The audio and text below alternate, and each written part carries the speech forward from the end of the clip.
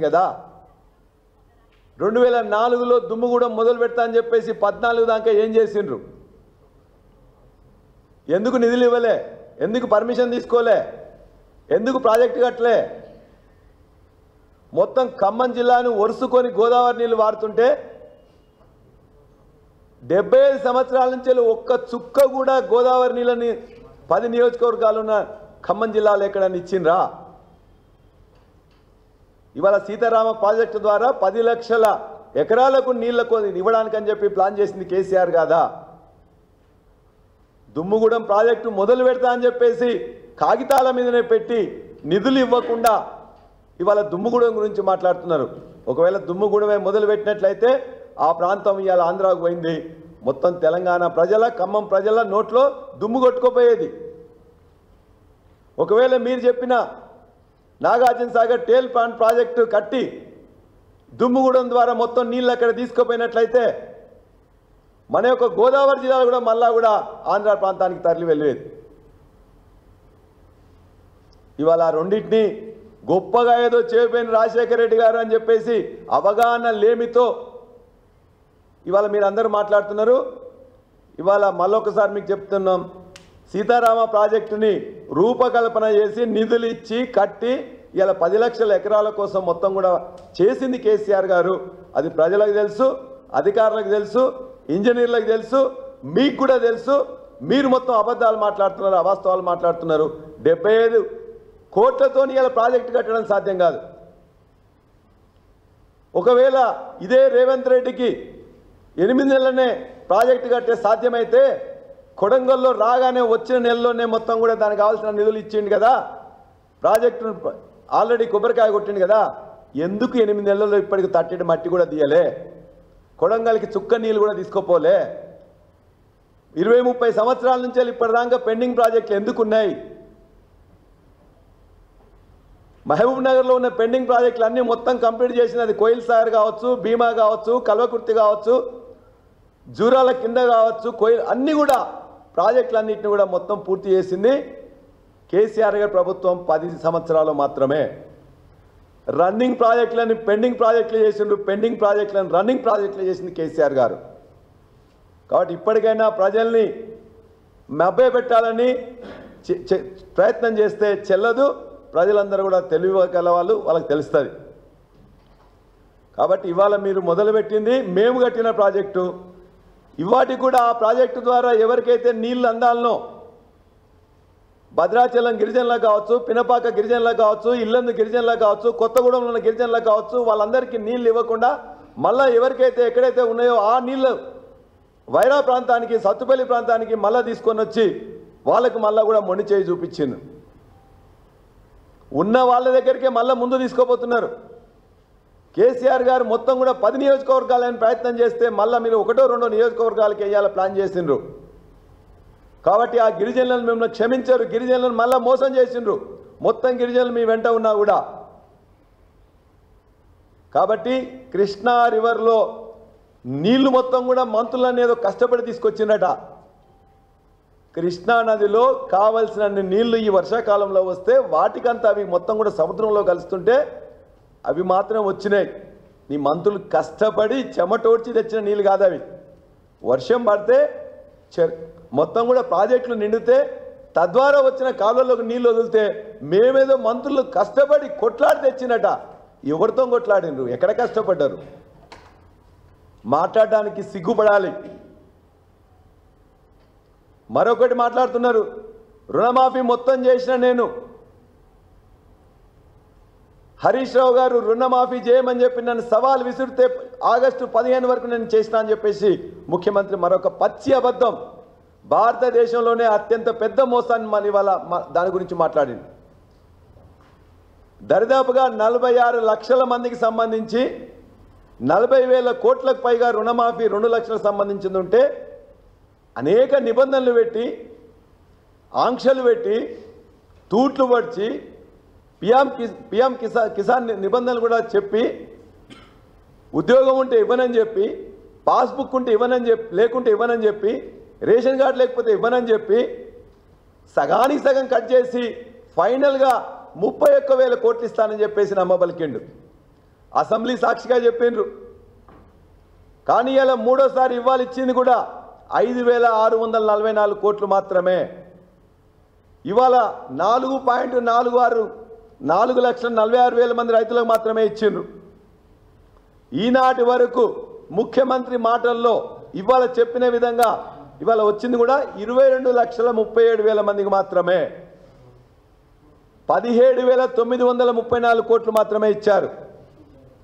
40,000 కోట్లు అవుతుందని చెప్పి 31,000 కోట్లు నువ్వు ప్రకటించి ఇవాళ 17,934 కోట్లు మాత్రమే ఇచ్చి నేను మొత్తం ఇచ్చేసినా అని చెప్తున్నాడు. 31,000 కోట్లు ఇచ్చేసినా అని చెప్తున్నాడు. మరొక వైపు లెక్కలు మాత్రం 17,934 కోట్లు సగం మంది రైతులకే ఇచ్చారు. మిగతా సగం మంది 46 లక్షల మంది రైతులుంటే 22.5 లక్షల మంది రైతులకు మాత్రమే ఇచ్చి ఇవాళ మొత్తం రైతులకు ఇచ్చినామని నమ్మబలుపుతా ఉన్నారు. అది కూడా హరీష్ రావు గారు సవాల్ విసిరితే హరీష్ రావు గారు చెప్తే వారు చెప్పిండ్రు. అదే హరీష్ రావు గారు సవాలే కాకుండా అన్ని దేవుళ్ళ మీద ఒట్లు పెట్టుకున్నారు. ఇవాళ మనుషులను నమ్మించి మోసం చేసిందే కాకుండా చివరికి దేవుళ్ళను కూడా మోసం చేస్తున్నాడు ఈ ముఖ్యమంత్రి. యాదగిరి నరసన్న అని చెప్పిండు, సిరిసిల్ల రాజన్న అని చెప్పిండు, భద్రకాళి వరంగల్ భద్రకాళి అని చెప్పిండ్రు. ఎక్కడ పోతే అక్కడ అమ్మవార్ల మీద దేవుళ్ళ మీద ఒట్లేసి ఆ ఒట్లను తీసి గట్టు మీద పెట్టి మళ్ళీ ఇవాళ తిట్ల పురాణం అనుకున్నాడు. ఒట్లు లేకపోతే తిట్లు. హరీష్ రావు గారిని మాట్లాడేంత నీకు ఇవాళ నీ యొక్క అదృష్టమో తెలంగాణ ప్రజల దురదృష్టమో నువ్వు ఇవాళ ఈ రాష్ట్రానికి ముఖ్యమంత్రి అయినావు. కానీ నీలాగా చిల్లరగా చిచ్చోరుగా ఎప్పుడు కూడా ఏ ముఖ్యమంత్రి మంత్రి వాళ్ళు కూడా మాట్లాడలే. హరీష్ రావు గారు ఒక నికాసైన నాయకుడు. 7 సార్లు ఎమ్మెల్యేగా గెలిచిండు. అద్భుతమైన ఉద్యమకారుడు. ఎక్కడ ఏ పనున్నా కూడా అది అభివృద్ధి అయినా వ్యక్తిగతమైన అక్కడ వాళ్తాడు. ఇవాళ ఆనాడు ఆయన ఇచ్చిన లెటర్లో కూడా అసెంబ్లీ సాక్షిగా చెప్పిండు, అమరవీరుల స్తూపం సాక్షిగా చెప్పిండు. అదేవిధంగా ప్రెస్ క్లబ్ అధ్యక్షుడిగా ఉన్న శ్రీనివాస్ రెడ్డి గారికి కూడా ఇదే లెటర్ ఇచ్చిండు. ఆ లెటర్లో చాలా స్పష్టంగా చెప్పిండ్రు, ఏదైతే రుణమాఫీ 2 లక్షలని మీరు చెప్పిండ్రో ఆ 2 లక్షల రుణమాఫీ ఖచ్చితంగా చేసి తీరాలి. ఆగస్టు 15 వరకు నువ్వు రుణమాఫీ చేయడం, అదేవిధంగా మీరు ఏదైతే 100 రోజుల్లో 6 గ్యారంటీల్లో ఉన్న 13 హామీలు ఖచ్చితంగా మీరు ఆగస్టు 15న పూర్తి చేసినట్లయితే నా శాసన సభ్యత్వానికి రాజీనామా చేస్తా, నేను మరలా పోటీ చేయనని చెప్పేసి ఇగో ఈ లెటర్ సాక్షిగా చెప్పాను. అయినా పదే అబద్ధాలు, ఇష్టం వచ్చినట్టు మాట్లాడడం. నీ భాష మేము మాట్లాడలేం, మాకు విజ్ఞత ఉన్నది, నీకు విజ్ఞత లేదు కాబట్టి నీ ఇష్టం వచ్చినట్టు మాట్లాడినావు. నువ్వు మాట్లాడిన మాటలు ఇవ్వను, పశువులు కూడా సహించవు. పశువులకు పశువుల భాష మాత్రమే తెలుస్తుంది. నిన్ను ఇలా ప్రజలందరూ అనుకుంటున్నావు నీలో ఒక మృగం ప్రవేశించిందని చెప్పేసి అనుకుంటున్నావు. మానవ రూపంలో ఉన్న మృగంలాగా నువ్వు మాట్లాడుతున్నావు తప్ప ఒక మనిషిలాగా మాట్లాడట్లే. ఇష్టం వచ్చినట్టు ఆ భాష నేను వల్లించడానికి కూడా నాకు ఇష్టం లేదు. కాబట్టి ఇలా హరీష్ రావు గారు ఏదైతే సవాల్ విసిరినరో ఆ సవాలుకి జవాబుగానే కనీసం సగం రుణమాఫీ చేసినావు. మీకు సిగ్గు లజ్జ ఉంటే ఈ ప్రజలకు ఇచ్చిన హామీలు అమలు చేయాలంటే మిగతా సగం రుణమాఫీని వెంటనే కొనసాగించాలి. మిగతా 25 లక్షల మంది రైతులకు సంబంధించిన రుణమాఫీ 2 లక్షలు చేయాలి. నీ మీద నమ్మకం లేగానే వరంగల్లో సభ పెడతామంటే కూడా నువ్వు పోయి బతిమిలాడినా బామాడినా కాళ్ళు పట్టుకున్నా ఇలా రాహుల్ గాంధీ నీ దగ్గరికి రాలే, సోనియా గాంధీ రాలే, ప్రియాంక గాంధీ రాలే. నేను రాము నువ్వు అబద్ధాలు మాట్లాడుతున్నావు, పచ్చి అబద్ధాలు మాట్లాడుతున్నావు అని చెప్పేసి రాలే. అందుకే నీకు నువ్వే సొల్లు పురాణం చెప్పుకున్నావు, తిట్ల పురాణం చెప్పుకున్నావు. మేము ఖచ్చితంగా డిమాండ్ చేస్తున్నాం, ఏ మేధావుల దగ్గరికైనా పోయి చూపించుకో, నీ స్పీకర్ చూపించుకో, లేకపోయినట్లయితే ఉద్యమకారులు చూపించుకో, లేకపోతే జర్నలిస్టులు చూపించుకో. హరీష్ రావు గారు ఏ మాట రాసి ఇచ్చిండ్రు ఆ మాట ప్రకారం నువ్వు ఒక్కటైనా చేసినవా? అన్న రుణమాఫీ 31,000 కోట్లు అని చెప్పి కూడా ఇలా 18,000 కోట్లు చేయకుండా 17,934 చేసి ఏకకాలంలో చేసిన సిగ్గు శరం ఉందా అని చెప్పి మాట్లాడుతున్నావు. మీరు చేయలే, మాట తప్పినరు, రైతుల ఉసురు పోసుకుంటున్నారు. 300 మంది రైతులు ఇలా చనిపోవడానికి కారణం కూడా మీరే. ఇవాళ రుణమాఫీలో మొదటిసారి కేసీఆర్ గారు చేసినప్పుడు ₹1,00,000 సంబంధించిందే 16,150 కోట్ల రూపాయలు ఇచ్చిండ్రు. 16,150 కోట్లు మీరే చెప్పిండ్రు అసెంబ్లీ సాక్షిగా. రెండోసారి చేస్తున్నప్పుడు 19,000 కోట్లు అవుతుందని చెప్పిండ్రు. ఆ 19,000 కోట్లలో 12,000 కోట్లు చేసి 7,000 కోట్లకు ఆనాడు కాంగ్రెస్ పార్టీ అడ్డుపడ్డది. ఎలక్షన్ కమిషన్కు ఫిర్యాదు చేసింది, ఇవ్వకుండా అడ్డుకున్నారు.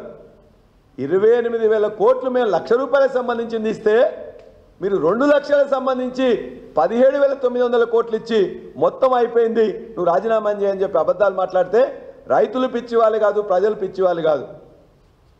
కాబట్టి రుణమాఫీ మీరు చేయలే, రైతు బంధు ఇస్తానని చెప్పేసి రైతు భరోసా పేరుతో ఇస్తానని చెప్పేసి ఇవ్వలే, గోదావరిలో ఉండే కాళేశ్వరం నీళ్ళు ఎత్తలే, దేవాలయ నీళ్ళు ఎత్తలే, చెరువులు నింపలే. అందుకే దరిదాపుగా 10 లక్షల సాగు గతం కంటే ఇలా తగ్గింది. సిగ్గుపడండి. నీళ్లుండి, గోదావరిలో నీళ్లుండి, మోటార్లుండి, రిజర్వాయర్లుండి, కాలువలుండి పనిచేసే రైతులున్న తర్వాత వాళ్ళకి కనీసం నీళ్ళు ఇవ్వలేదు. అందుకు సిగ్గుపడండి. మంత్రులు అవగాహన పెంచుకోండి, ఆ యొక్క పంపులను మొదలు పెట్టండి. కావాల్సినంత కరెంటు ఇవ్వాలా నీకు హైడల్ ప్రాజెక్ట్ ద్వారా ఆటానకు యూనిట్ వస్తున్నది. ఆ మాత్రం అవగాహన లేకుండా రైతుల ఉసురు పోసుకుంటున్నారు. 10 లక్షలు ఇలా మొత్తం కూడా తగ్గిపోయింది. అందుకే సీతారామ ప్రాజెక్టులో మీరు చెప్పిన అబద్ధాలన్నీ కూడా అవాస్తవం. అదేవిధంగా రైతు రుణమాఫీ మీద మీరు చేసిందనేది అవాస్తవం. ఇవాళ హరీష్ రావు గారు అంటే ఇవాళ మీరందరూ కూడా ఆకాశం మీద ఉమ్మి వేస్తే ఏమవుతుందో అదేవిధంగా ఇవాళ హరీష్ రావు గారి మీద అన్నట్లయితే మీరు వేసిన ఉమ్మి మీ మీదనే పడుతుంది. అంతకంటే విజ్ఞత లేని, సంస్కారం లేని, భాష తెలియని ఒక మొరటు మనిషిగా ఇవాళ రేవంత్ రెడ్డి ముఖ్యమంత్రి పదవిలో ఉన్నాడు. చాలా దురదృష్టకరం. బాధతో